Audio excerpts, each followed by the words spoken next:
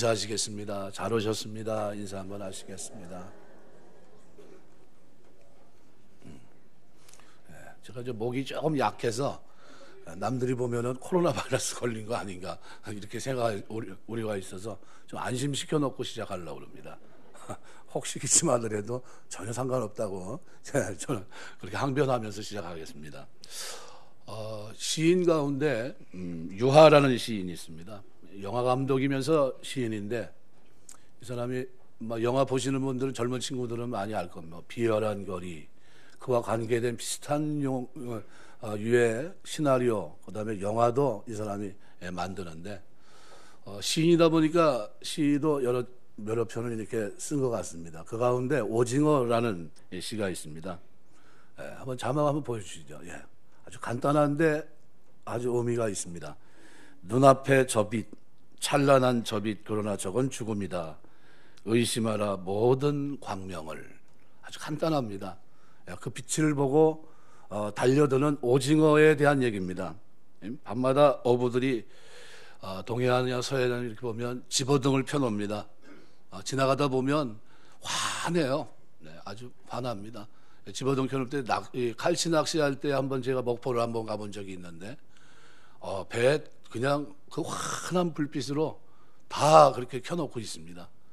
얼마나 많이 잡았는지 잘 모르겠어요. 한 번도 해본 적이 없어서 지나가면서 봤는데 보니까 아주 환합니다. 바다에 둥둥 떠 있는 게 아주 그게 더 멋있어요.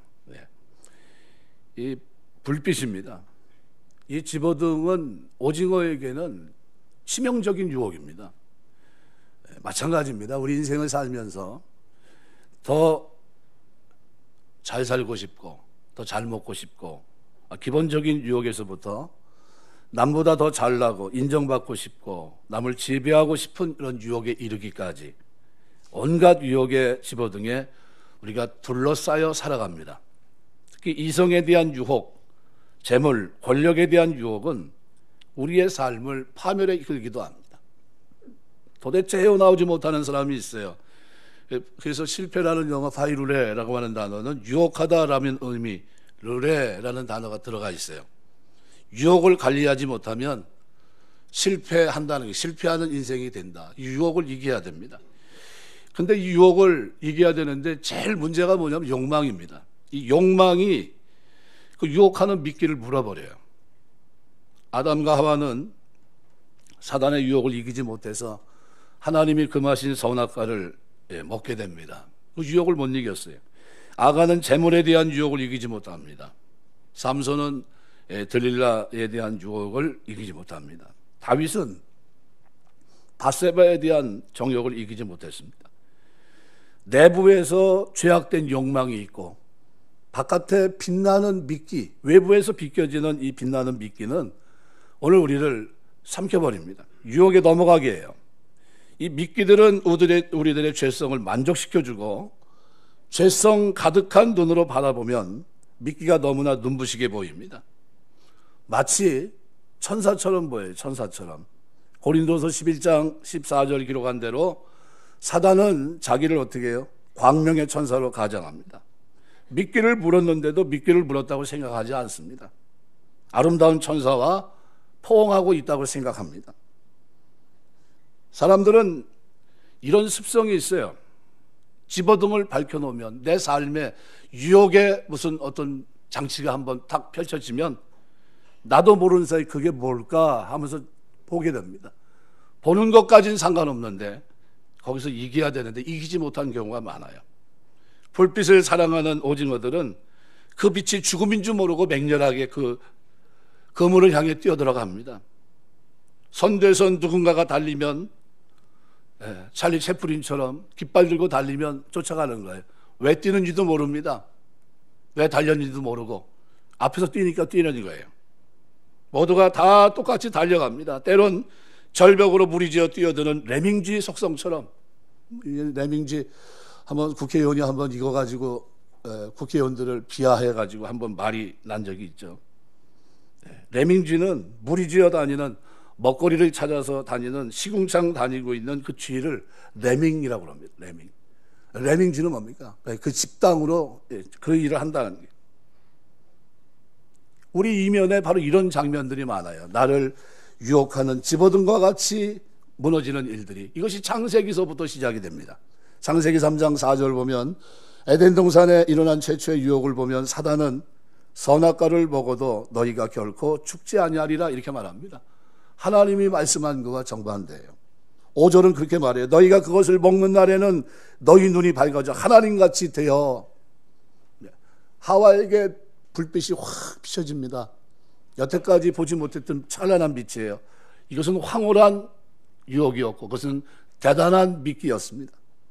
하와가 그 말을 듣고 나무를 보니까 정말 먹음직스럽고 탐스러웠고 볼수록 너무나 멋있어 보입니다. 결국 무너져요. 우리가 이렇게 꽃을 보면 이게 지금 새롭게 또 단장을 했습니다. 겨울에 피는 꽃이 그리 많지 않기 때문에 색깔만 바뀝니다. 근데 흔들리지 않고 피는 꽃은 없습니다. 그죠? 세상에 수려한 모든 꽃들은 다 흔들리면서 바람도 때로는 비에 젖으면서 꽃을 피워냅니다. 천성을 향해 우리가 거듭난 성도라 할지라도 우리는 이 속에 죄성을 담고 그 날까지, 하나님 부르시는 그날까지 나가야 됩니다. 그 죄성과 싸우면서 성화의 꽃을 피운다는 것이 결코 그리 만만하지 않습니다. 그래서 웨스트민스터 교회를 담당했던 캠벨 몰간 목사는 이렇게 얘기합니다. 거룩함은 아예 유혹을 받지 않는 게 아니라 유혹을 극복하는 능력이다 이렇게 얘기했어요. 우리에겐 지금 뭐가 필요할까요? 이기는 힘이 필요합니다. 이기는 힘. 주변에는 도처에 집어등이 다 켜져 있어요. 재물을 유혹하고 있고 명예, 권력을 유혹하고 있고 정욕적으로 계속해서 유혹하는 집어등이 환한 불빛처럼 도처에 켜 있습니다. 이 유혹을 견디는 힘, 유혹을 저항하는 힘은 그럼 어디서 올까? 그것은 주님이 주신 사명에 집중할 때예요. 오늘 우리가 하나님 섬기며 사는 동안 나에게 주신 하나님의 사명을 잃지 않게 되시길 주의 이름으로 축원합니다.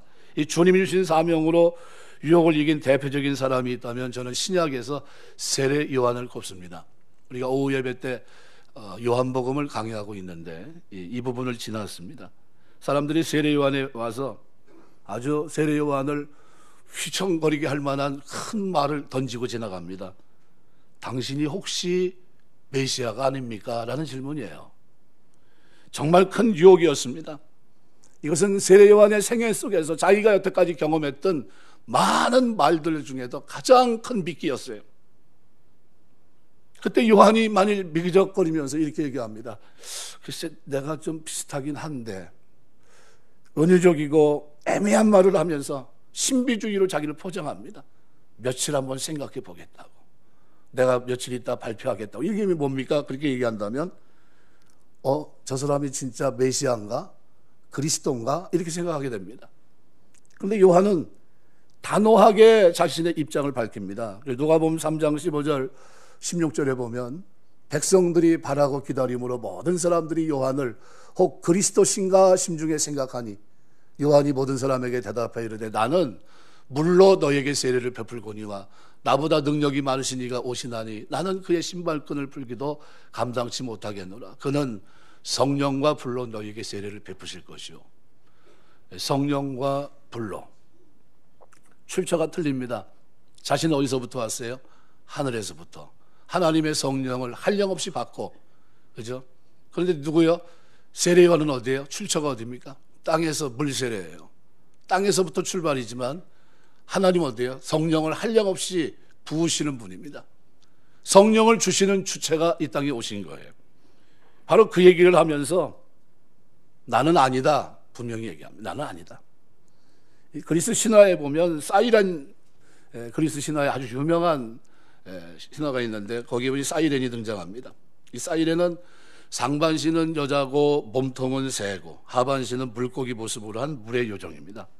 시칠리아 섬을 근거로 해서 작은 섬에 살면서 고혹적인 목소리로 노래를 부르는데 이 사이렌의 노래소리를 듣게 되면 배 탄 선원들이 그만 그쪽에 심취하다 보면 어떻게 해요? 가게 돼서 다 파멸시켜버립니다. 이 사이렌 유혹에 죽어갑니다.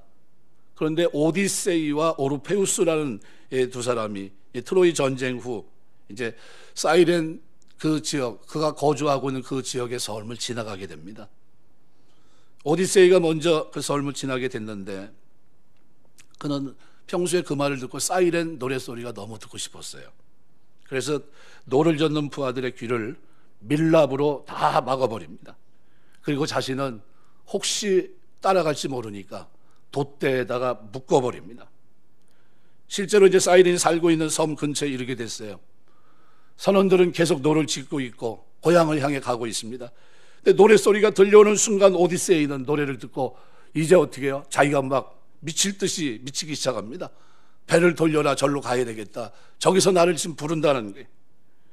그렇지만 아무리 소리쳐도 밀랍으로 귀를 봉하고 막은 선원들에게 오디세이의 명령은 들리지 않습니다. 고향을 향해 노를 젓고 지나가요. 결국 삽니다.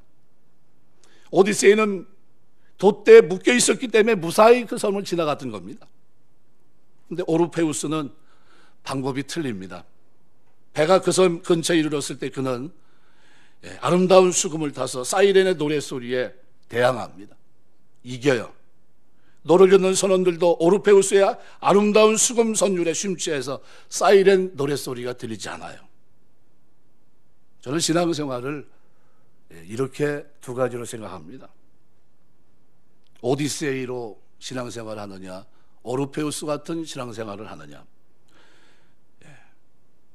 세상 유혹에 빠지지 않도록 자신을 꽁꽁 묶어두고 오디세이적 방법에 우리가 자신을 어떻게 해요? 절대로 바깥으로 나가지 못하도록, 죄를 짓지 않도록 자신의 선을 거두는 거예요. 이건 한계가 있습니다. 마지노선이 있지만 그걸 지킬 만한 능력이 우리에게 없기 때문에 누군가 옆에서 자기를 도와줘야 돼요. 힘듭니다. 근데 이렇게 사는 건 한계가 있는데 이 사이렌보다 더 아름다운 소리인 이 소리를 내면서 오르페우스는 이겼습니다. 어떻게 했을까요? 이것은 저는 하나님의 사명에 붙들려 사는 것, 저는 그것을 오르페우스가 승리한 비결로 생각합니다. 사이렌의 유혹을 이길 수 있습니다. 어떻게 이깁니까? 그 사명을 붙들고 살기 때문에 이깁니다. 예수님께서 십자가 지셨는데 그 앞에 있는 영원한 즐거움을 위하여 십자가의 고난을 참으사 그랬어요. 그죠? 사명이에요, 사명. 오셨는데 하나님의 사명을 알고 있었어요. 하나님의 뜻을 이루기 위해서 나아갑니다. 그죠? 광렬한 미끼와 같이 처음서부터 40일 줄이고 왔는데 집요하게 어떻게 네가 하나님의 아들인 것을 드러내라. 계속해서 요구합니다. 돌로 떡을 만들어 보라. 성전에 올려놓고 엎드려 뛰어보라. 하나님의 천사가 발등상 상하지 않고 별 시험을 다 합니다. 그런데도 어떻게 해요? 말씀 붙들고 묵묵히 하나님 주신 사명을, 인간으로서의 삶을 시작합니다. 그래서 김세윤 교수 같은 사람들은 예수 그리스도를 인간 예수라는 그런 관점에서 책을 써냅니다. 이 땅에 오신 그리스도께서 사람이 걷는 그 길 속에서 의의 길을 걸었다는 것을 분명히 보여주고 있는 겁니다. 우리가 하나님 섬기며 사는 동안 이 두 가지 길이 있어요. 오늘 본문에는 삼손이 등장합니다. 제가 오늘 하고 싶은 얘기는 삼손에 대한 얘기입니다. 삼손은 태어날 때부터 특별하게 태어납니다. 나실인이에요. 따로 구별된 사람이라는 뜻입니다. 사실 나실인은 자기가 요즘으로 하면 선하면서 사는 걸 말합니다. 그래서 대부분 하나님 앞에 드려진 레위인도 있고 또 제사장도 따로 있지만 나실인은 내가 이렇게 살겠습니다 하면서 자기 스스로 통제하며 사는 사람들이 많았습니다. 구약에는. 근데 이 삼손만큼은 특별히 하나님이 태어날 때부터 나실인으로 규정한 사람은 이 사람뿐이 없어요. 민수기 6장에 보시면 3절부터 6절까지 세 가지를 말합니다. 포도주와 독주, 술을 마시지 말라. 머리를 삭도를 대지 말아라. 사람의 시체 떠는 동물의 사체에 가까이 가서는 안 된다 하는 그런 내용들입니다.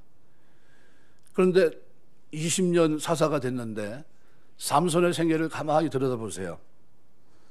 삼손의 생애는 사사기 13장서부터 16장까지 기록이 되어 있는데 세 번의 여자를 만납니다. 첫 번째 여자가 등장합니다. 이 첫 번째 여자와 결혼하려고 그래요. 누굽니까? 블레셋. 그래서 14장에 보시면 삼손이 딥나에 내려가서 거기서 블레셋 사람 딸들 중에 한 여자를 보고 올라와 자기 부모에게 말하되 내가 딥나에서 블레셋 사람의 딸들 중에서 한 여자를 보았사오니 이제 그를 맞이하여 내 아내로 삼게 하소서. 네. 단지파는 블레셋과 전쟁을 해서 블레셋 땅, 하나님으로부터 유산을 받은 그 땅을 차지하는 것이 소명이고 그 소명을 위해서 하나님께서 이 땅에 삼손을 보낸 겁니다. 삼손은 태어나서 성장하면 사사로서 뭐를 해야 됩니까? 단지파 하나님 주신 그 기업을 바르게 반석에 세워야 돼요. 그런데 단지파 삼손은 그렇게 살지 않습니다. 나시린으로 태어났는데 그런데 블레셋 여인과 결혼하려고 합니다. 정작 쫓아내야 될 그 여인을 쫓아가요. 사사기 15장 11절에는 단지파와 유다지파가 블레셋 사람들의 지배를 받는 시대였음을 고백합니다. 14장 3절은 내가 그 여자를 좋아하오니 이렇게 하고 있는데 히브리 말로는 그녀가 내 눈에 옳습니다. 그녀가 내 눈에 좋아 보입니다. 그 여인이 갖고 있는 생각, 사고 모든 것들을 다 받아들인 걸 말합니다. 그러면서 삼손이 자기의 삶 속에서 이 여자와 결혼하기 위해서 전개된 일들을 쭉 기록하고 있어요. 그러면서 제일 먼저 잘못을 저지른 게 뭡니까? 사자를 염소를 찢는 것처럼 찢어서 죽입니다. 그것도 모자라서 그 시체에 뭐가 있습니까? 꿀이 이게 생기게 됐는데 시체에서 꿀을 떠서 부모님에게 갖다 드려요. 어디서 났냐니까 얘기도 못합니다. 왜요? 나실이니까. 사자를 찍어 죽이는 것도 짐승 죽음을 보면 됩니까? 안 됩니까? 안 되죠. 꿀도 어디 있어요? 사자, 죽은 사자 속에 있었기 때문에 만지면 됩니까? 안 됩니까? 안 돼요. 민수기 6장 6절 계명을 어겼어요. 그런 중에도 계속해서 두 번째 여자를 만나요. 들릴라를 만나기 전에 블레셋 가사로 가서 그곳의 기생과 하룻밤을 보내는 이야기가 짤막하게 나오고 우리가 알고 있는 세 번째 들릴라라고 하는 여인을 만납니다. 셈족 이 여자를 만나서 그와 이런저런 얘기를 합니다. 삼손이라고 하는 쉐메쉬라고 하는 이 삼손이라는 이 말은 태양 또는 태양신을 말합니다. 태어날 때 거창한 이름을 가지고 태어났지만 스스로 태양이 되어서 세상을 밝히고 빛이 되고 그 빛으로 세상을 보려는 삼손에게 내린 하나님의 극약 처방은 뭘까요? 어둠입니다. 그럼 삼손이 사사인데 왜 하나님께서 그러면 그 눈을 뺐을까? 머리카락 민 건 아무것도 아닙니다. 그의 힘이 다시 그에게 돌아오지 않았다는 것을 알아요. 왜요? 힘이 머리카락이 아니라 하나님으로부터 힘이 왔다는 걸 나중에 압니다. 그래서 사사기 16장 28절 같은 데를 보면 이렇게 말해요. 삼손이 여호와께 부르짖어 이르되 주 여호와여 구하옵나니 나를 생각하옵소서. 하나님이여 구하옵나니 이번만 나를 강하게 하사 나의 두 눈을 뺀 블레셋 사람에게 원수를 단번에 갚게 하옵소서 하고 삼손이 기도를 제대로 한 거는 이거 하나입니다. 20년 동안 살아가는 동안 20년 사사 생활하는 동안 세 여자 쫓아다녔어요. 자기 눈에 보인 집어등과 같이 오징어가 어떻게 해요? 불빛 보고 간 것처럼 이 삼손은 자기 사명 잃어버리고 그렇게 살아갑니다. 게다가 맨 마지막에 이게 머리털이 자라서 힘이 돌아오는 게 아니고 하나님의 은혜로 내가 나실이 구별됐어. 그때부터 하나님의 성령이 나에게 있었고 하나님이 나에게 힘을 주셨구나 하는 걸 어디서 눈 빠지고 난 다음에 압니다. 눈 빠지고. 그래서 하나님 앞에 엎드려 기도해요. 자기의 눈을 따라서 자기의 소견대로 살았던 삼손과 단지파는 유일하게 땅을 하나님이 분배한 그 땅을 잃어버린 지파가 됩니다. 왜 그랬을까요? 소명을 잃어버리고 받은 은혜 함께 잃어버리는 것을 사사기 성경 기자가 그것을 전달하려고 하는 거예요. 전달. 뭘 어떻게 살았어야 됩니까? 삼손은 말 그대로 구별된 자로 살아갔었어야 돼요.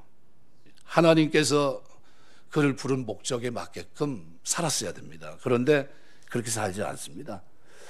민수기 22장, 23장, 24장에 보면 발람이라는 사람이 발락과 이스라엘 백성들을 넘어뜨리는 장면이 기록이 되어 있습니다.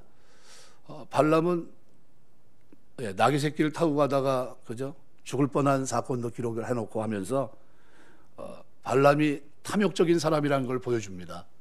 이 세 번의 이 사건이 있었고 그런데도 이 사람의 탐욕은 꺼지질 않아요.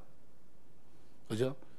그에게 한번 비춰진 재물에 대한 욕심, 이것이 그 마음속에 한번 자리를 잡더니 이 사람이 하나님의 능력으로 어떻게 해요? 이스라엘 백성을 축복하는 자리에 있는 그 사람이 결국은 이스라엘 백성들이 하나님 앞에 죄를 짓게 만드는 그 역할을 합니다. 그래서 어떻게 해요? 소스를 줍니다. 어떤 소스를 주냐 하면 하나님에게 심판받는 길이 하나 있습니다. 다른 게 아니라 이스라엘 백성이 우상 숭배를 하면 하나님의 심판을 받게 됩니다 하면서 그 소스를 줘요.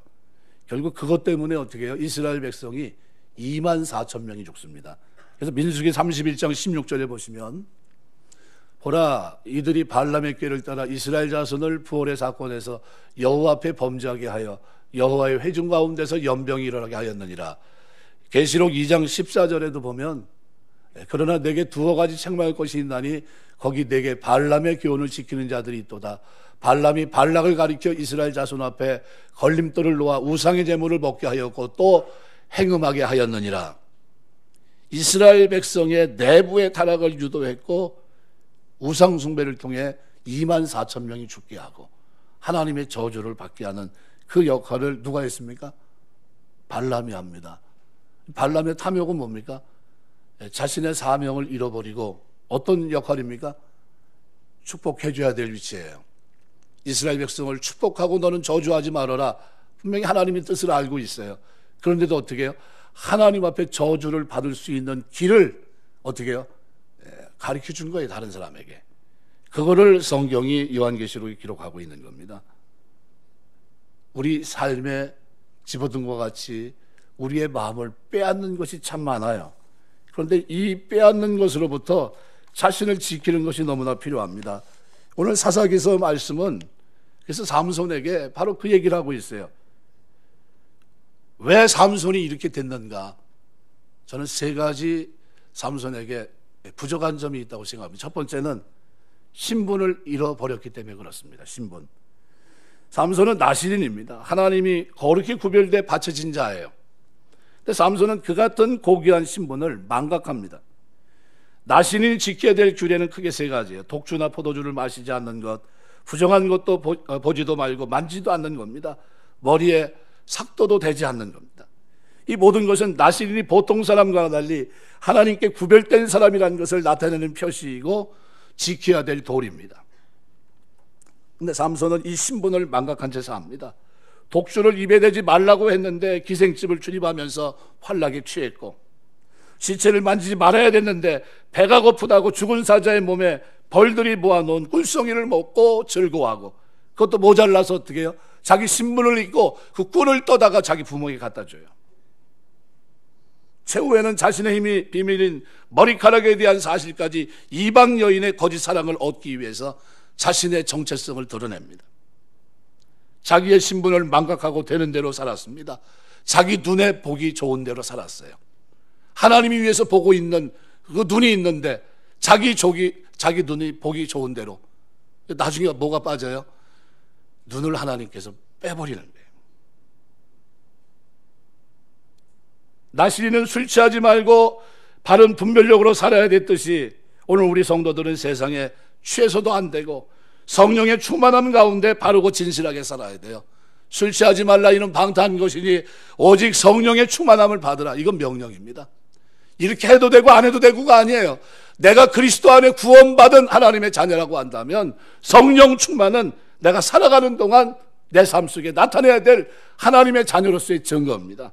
이 증거가 여러분의 삶 속에 충만하시길 주의 이름으로 축원합니다. 나시린으로 살아야 돼. 나시린으로.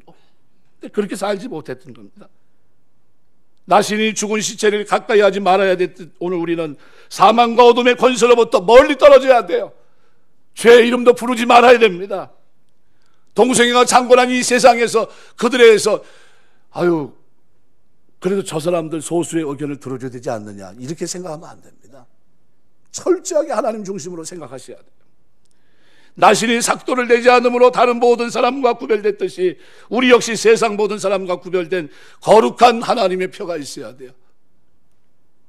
이 거룩하고 위대한 신분, 소중한 신분을 잃지 말아야 된다는 교훈을 우리에게 던져주고 있는 겁니다. 히브리서 12장 16절은 말합니다. 음행하는 자와 혹 한 그릇 식물을 위해 장자의 명분을 판 에서와 같이 망령된 자가 있을까 두려워하라 그랬어요. 세상 것 때문에 영적인 것, 하나님 것, 가장 귀한 것을, 가치를 알지 못하고 버리지 말라는 거예요. 다니엘서 1장 8절에 보면 다니엘은 뜻을 정하여 왕의 진미와 그의 마시는 포도주로 자기를 더럽히지 아니하리라 하고 자기를 더럽히지 않게 하기를 환관장에게 구합니다. 뜻을 정하고 살았어요. 뜻을 정하고 거룩하게 살아야 되겠다는 겁니다. 거룩하게. 지금 포로입니다. 포로로 잡혀갔어요. 아무도 자기를 돌아볼 사람이 없어요. 그렇게 산다고 너 왜 그렇게 사냐 얘기할 사람도 아무도 없습니다. 그런데 그는 하나님 앞에서 거룩하게 살기로 결정하고 있어요. 내가 누구인지를, 자기 정체성을 압니다. 신분을 잊지 않아요. 먹어야 될 것, 먹지 말아야 될 것을 구분하고 있어요. 내가 어떻게 먹는 것으로 하나님 앞에 죄를 질 수 있겠는가. 이것이 다니엘이 가지고 있던 자세입니다. 그래서 그는 기도해요.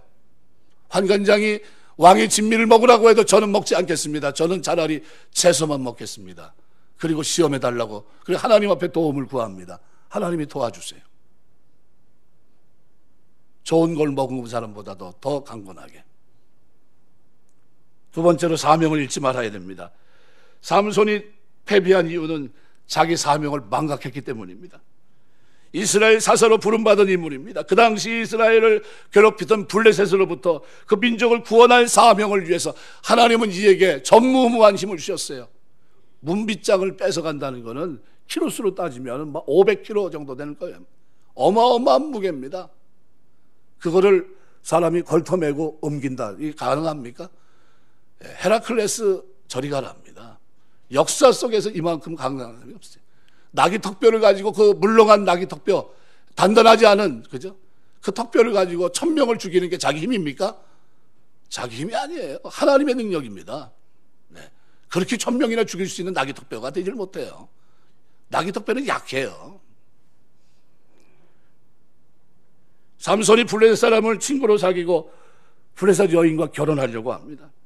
하나님의 뜻을 이루고 하나님의 기대에 부응하며 살아야 될 사명자가 자기 눈에 보이는 좋은 대로 살아갔어요.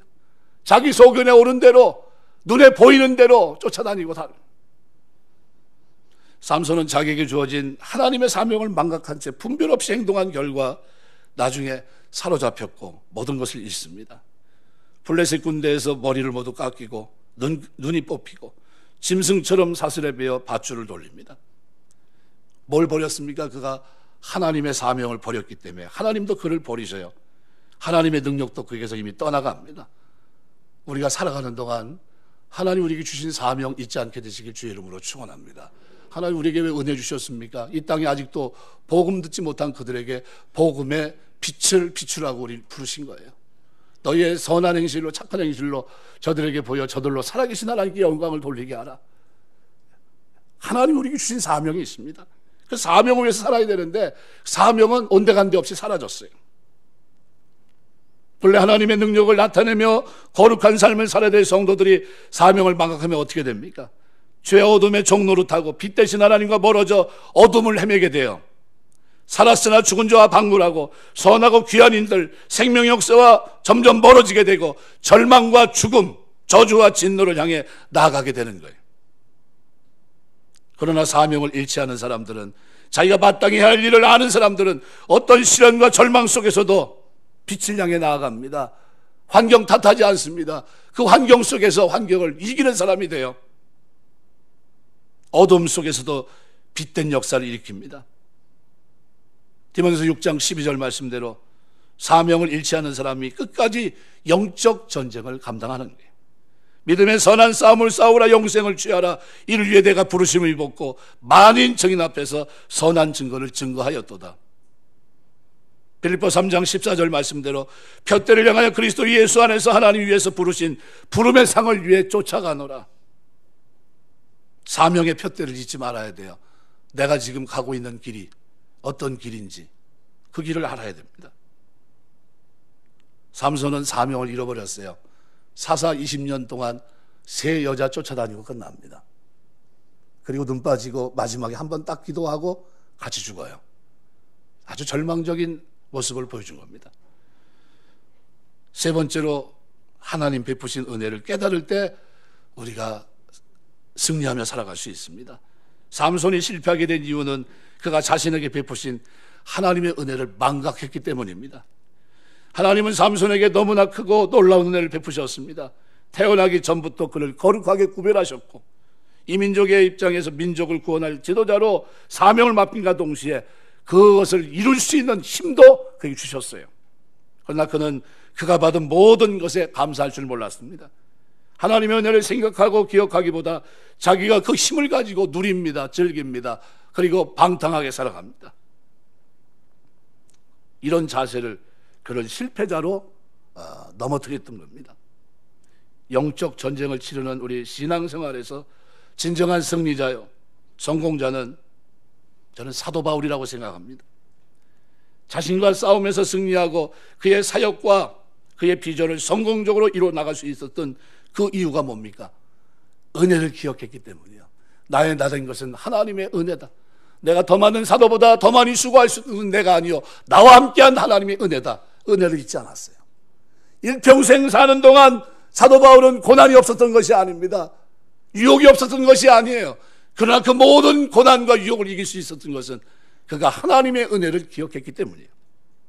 고린도서 15장 10절 말씀대로 나의 나된 것은 하나님의 은혜로 된 것이니 내게 주신 하나님의 은혜가 헛되지 아니하며 내가 모든 사도보다 더 많이 수고하였으나 내가 아니요 오직 나와 함께 하신 하나님의 은혜로다 그랬어요. 고린도서 9장 8절은 말합니다. 하나님이 능히 모든 은혜를 너에게 넘치게 하시나니 이는 너희로 모든 일에 항상 모든 것이 넉넉하여 모든 선한 일을 넘치게 하려 함이라. 하나님 우리에게 은혜를 주십니다. 그 은혜 가지고 어떻게 사십니까? 시편 103편 2절은 이렇게 노래해요. 내 영혼아 여호와를 송축하며 그 모든 은택을 잊지 말지어다. 삼손은 20년간 살아가면서 세 여자 쫓아다니다 그냥 끝납니다. 그리고 실패해요. 그리고 하나님은 그 잘못된 것을 지적하십니다. 눈을 뽑아요. 너 보기 좋은 대로 살아간 그거는 내가 너에게 기대했던 삶이 아니란 거예요. 그리고 눈이 뽑히고 나서 뒤늦게 하나님 주신 사명을 깨닫습니다. 그리고 그들이 하나님을 모욕하는 그 자리에서 한 번만 나에게 기회를 주셔서 이들과 함께 죽게 해달라고 기도합니다. 그리고 그가 20년간 살아왔던 삶보다도 더 많은 사람을 사명을 인식하고 기도한 그 기도 응답으로 그들과 함께 죽으면서 사명을 감당합니다. 말씀 맺겠습니다. 오징어에게 집어등은 치명적인 유혹입니다. 보이니까 볼 수밖에 없고 보니까 가까이 갈 수밖에 없는 게 집어등이에요. 환한 빛입니다. 그 빛 때문에 많은 사람들이 실족해요. 정치권에 있는 아무개도 이렇게 보니까 그렇더라고요. 권력이란 게 뭔지 가정 집어던지고 권력에 심취해서 그 불빛을 따라갑니다. 가정이 무너지는데도. 치명적인 유혹이에요. 그런데 그 치명적인 유혹으로부터 자신을 지킬 수 있는 한 가지 길이 있다면 내가 누구냐 하는 거예요. 내가 누구냐. 나를 위해 주님께서 이 땅에 오셨고 내가 하나님의 자녀가 될 수 있도록 내 죄를 용서하신 그 하나님 앞에 하나님이 나에게 기대하는 삶이 있다는 사실, 이 사명, 이 은혜, 이것을 우리가 인식한다면 절대로 그 불빛 따라가면 안 됩니다.